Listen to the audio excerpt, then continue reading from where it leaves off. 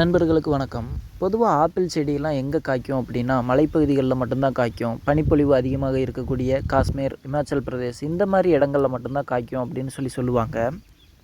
நீங்கள் பார்த்துட்டு இருக்கிற இந்த ஆப்பிள் செடி எந்த இடத்துல இருக்குது அப்படின்னா திண்டுக்கல் மாவட்டம், தமிழ்நாட்டில் திண்டுக்கல் மாவட்டத்தில் இருக்குங்க.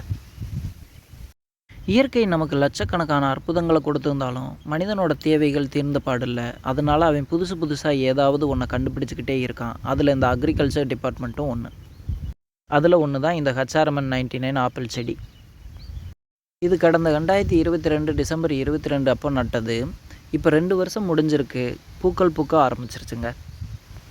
இடத்துல இது காய்க்குதா காய்க்கலையான்றது மேட்ரு இல்லைங்க. இது பூத்திருக்குன்றதே பெரிய மேட்ரு தான். இது ஒரு சமவெளி பகுதி, வெயில் அதிகமாக இருக்கக்கூடிய, மழையே இல்லாத ஒரு பகுதி தான் இந்த திண்டுக்கல்லில் இருக்கக்கூடிய ரெட்டியாஸ்திரம் பகுதி.